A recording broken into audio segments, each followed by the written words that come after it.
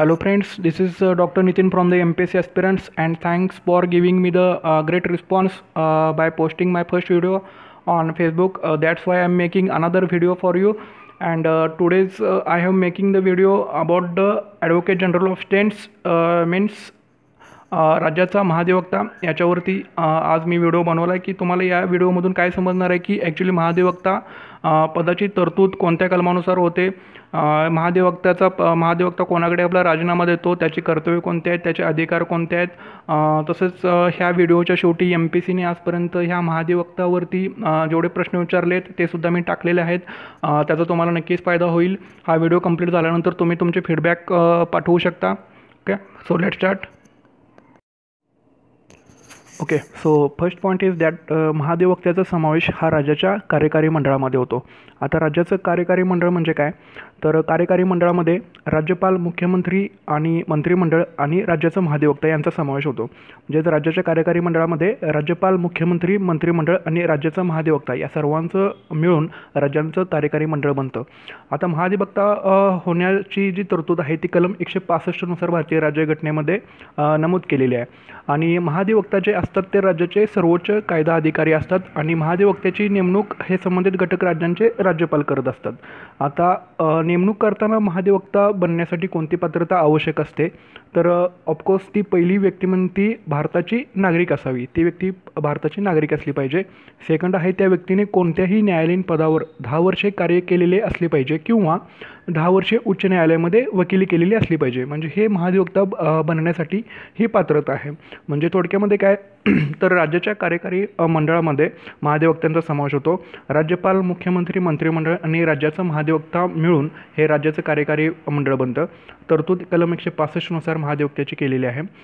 ते राज्याचे सर्वोच्च कायदा अधिकारी असतात. त्यांची नेमणूक राज्यपालांमार्फत होते आणि पात्रता काय असते तर ती व्यक्ती भारताची नागरिक असली पाहिजे.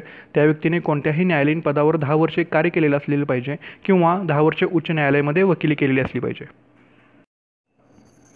आता महाधिवक्त्याचा पदावधी काय आहे, तर ॲक्च्युली राज्यघटनेमध्ये महाधिवक्ता पदाच्या घटनेसाठी कार्यकाल दिलेला नाही. म्हणजेच काय, त्याची नेमणूक कोण करतं, राज्यपाल करतं. म्हणजेच राज्यपालांची मर्जी असेपर्यंत महाधिवक्ता आपल्या पदावरती कार्यरत असतो. पुन्हा महाधिवक्ता आपला राजीनामा कोणाकडे देतो, तर राज्यपालाकडे. किंवा अजून एक काय असू शकते की राज्यपालांची मर्जी असेपर्यंतच महाधिवक्ता आपल्या पदावरती कार्यरत राहू शकतो. म्हणजेच राज्यपाल पण त्याला कधीही पदच्युत करू शकतो. किंवा समजा मंत्रिमंडळाने राजीनामा दिला तरी सुद्धा महाधिवक्ता पद हे संपुष्टात येतं. आता त्याचे पगार आणि भत्ते काय, तर ॲक्च्युली घटनेने सुद्धा त्याचे पगार वगैरे निश्चित केलेले नाही. त्याचा राज्यपाल जो निर्धारित करेल तेवढा पगार त्याला मिळतो. आणि तसंच नंतर कर्तव्य आणि कार्य महाधिवक्त्याची कोणते आहेत, तर ॲक्च्युली महाधिवक्ता हा काय आहे तर राज्याचा सर्वोच्च अधिकारी आहे. म्हणजे ऑफकोर्स तो कायदेविषयक सल्ला देणार, म्हणजे विधिविषयक बाबीवरती राज्य सरकारला सल्ला द्यायचं काम हा महाधिवक्ता करतो. तसेच राज्यपालाकडून नेमून दिलेली विधिविषयक कार्ये तो पार पाडत असतो आणि घटनेने किंवा कायद्याने जी सोपवलेली महाधिवक्त्याकडे कामे आहेत तो ते करत असतो. आता महाधिवक्त्याला कोणते कोणते अधिकार आहेत, तर महाधिवक्ता हा राज्यातील कोणत्याही न्यायालयामध्ये उपस्थित राहू शकतो. राज्य विधिमंडळाच्या दोन्ही सभागृहांच्या कार्यवाहीमध्ये भाग घेऊ शकतो आणि तिथे तो बोलूही शकतो. दोन्ही सभागृह म्हणजे कुठले, विधानसभा आणि विधान परिषद, त्याच्यामध्ये तो भाग घेऊ शकतो आणि बोलूसुद्धा शकतो. राज्य विधिमंडळाचे सदस्य या नात्याने तो कोणत्याही समितीच्या कामकाजात भाग घेऊ शकतो आणि त्यांना काहीतरी म्हणजे सुचवू शकतो त्याच्यामध्ये. नंतर ओके, म्हणजेच राज्य विधानमंडळाच्या दोन्ही सभागृहामध्ये तसे सदस्य असलेल्या विधानमंडळाच्या समितीमध्ये तो बोलू शकतो किंवा कामकाजात भाग घेऊ शकतो. पण महाधिवक्त्याला मतदान करण्याचा अधिकार नाही. हे फार इम्पॉर्टंट लक्षात ठेवा. महाधिवक्त्याला कोणत्याही विधिमंडळामध्ये मतदान करण्याचा अधिकार नाही. नंतर आहे की तो ॲक्च्युली तो विधान मंडळातील सदस्याप्रमाणेच असतो, त्यामुळेच त्याला विशेषाधिकार आणि संरक्षण प्राप्त होतं. पण महाधिवक्ता हे राज्य कॅबिनेटचे सदस्य नसतात. महाधिवक्ता हे राज्य कॅबिनेटचे सदस्य नसतात. तसेच ते महाधिवक्ता हे पूर्णकालिक राज्य सरकारचे वकीलसुद्धा नसतात. ओके, नंतर महाधिवक्ता जे आहेत ते सरकारी सेवक या गटामध्ये मोडत नाहीत आणि त्याच्यामुळं काय महाधिवक्ता यांना खाजगी वकिली करण्यापासून प्रतिबंधित करण्यात आलेलं नाही. म्हणजे ते आपली खाजगी वकिलीसुद्धा करू शकतात. श्रीहरी आणि श्रीहरियाणी यांची 15 ऑक्टोबर 2015मध्ये महाराष्ट्राचे महाधिवक्ता म्हणून नियुक्ती करण्यात आली होती आणि त्यांनी आपल्या पदाचा 22 मार्च 2016 रोजी राजीनामा दिला होता. आणि श्रीहरियाणी यांच्या आधी सुनील मनोहर यांनी काही कारणामुळे महाधिवक्ता पदाचा राजीनामा दिला होता. तेव्हापासून हे पद भारताचे जे अतिरिक्त सॉलिसिटर जनरल आहेत अनिल सिंग यांच्याकडे देण्यात आलेलं आहे. आता श्रीहरियाणी यांच्याबद्दल जर प्राथमिक माहिती पाहायची झाली तर त्यांचा जन्म पुण्यामध्ये झाला होता. तसेच त्यांनी 1974 पासून मुंबई उच्च न्यायालयाच्या नागपूर खंडपीठामध्ये वकिलीला सुरुवात केली होती. तसेच त्यांनी नागपूर विद्यापीठाच्या जनसेवा विभाग तसेच कामगार संबंध आणि व्यवस्थापन विभागात सुद्धा अध्यापन केलेलं आहे. तसेच ते 1997 तसेच 1994 ते 1997 या काळामध्ये नागपूर हायकोर्टाचे हायकोर्ट बार असोसिएशनचे ते अध्यक्ष होते. तसेच ते नवी दिल्लीच्या लोकप्रशासन संस्थेचे आजीवन सदस्यसुद्धा आहेत. पण आता नुकतंच त्यांनी स्वतंत्र विदर्भ राज्यनिर्मितीवर वक्तव्य केलं होतं, त्यामुळे त्यांना प्रचंड विरोध सहन करावा लागला होता.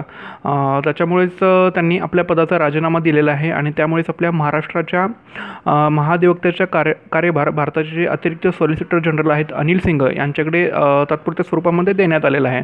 महाधिवक्ता हा आपल्याला माहितीच आहे की राज्य शासनाचा सर्वोच्च कायदा अधिकारी असतो. आता MPSCने महाधिवक्ता याच्यावरती कसा प्रश्न विचारला होता तर असिस्टंट पूर्व 2012ला तर घटक राज्यातील महाधिवक्ता यांची नेमणूक कोण करतात. ऑप्शन होते मुख्यमंत्री, राष्ट्रपती, राज्यपाल आणि पंतप्रधान. तर याचं ऑब्व्हियसली आन्सर आहे ते घटक राज्यातील महाधिवक्त्याची राज्यपाल. पुन्हा प्रश्न असा विचारला होता PSI पूर्व 2014ला राज्याच्या महाधिवक्त्याबाबत खालीलपैकी कोणते विधान बरोबर नाही. कोणतं बरोबर नाही ते ओळखायचं आहे. तर त्याची नियुक्ती संबंधित घटक राज्याच्या राज्यपालाकडून होते. सेकंड होता त्याच्याकडे सोपवलेल्या बाबी संबंधाने तो राज्य सरकारला कायदेशीर सल्ला देतो.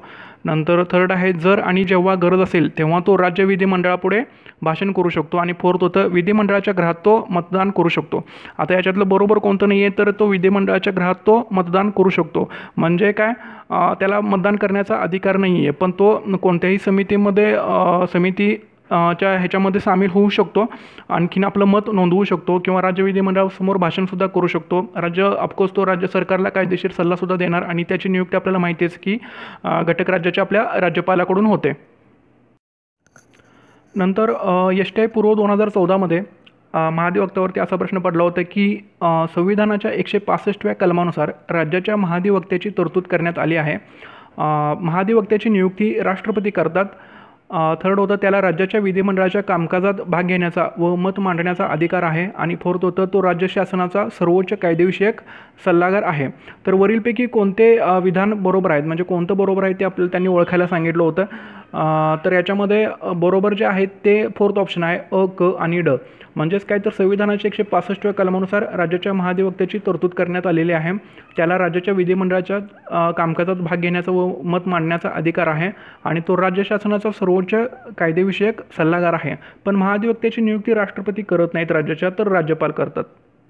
त्याच्यामुळे आन्सर 4. नंतर असिस्टंट पूर्व 2015ला हा प्रश्न पडला होता की महाधिवक्ता यांच्या बाबतीत खालीलपैकी कोणते विधान बरोबर आहे.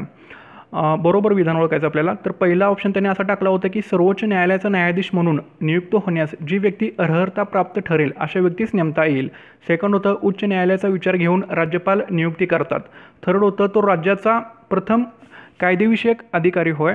आणि चौथा आहे त्यास मतदानाच्या अधिकारांसह राज्य विधिमंडळाच्या कोणत्याही सभागृहाच्या कामकाजात हजर राहून भाषणाचा अधिकार आहे. ओके, तर याच्यामधलं बरोबर कोणतं आहे तर 3 नंबरचं बरोबर आहे. तो राज्याचा प्रथम कायदेविषयक अधिकारी होय.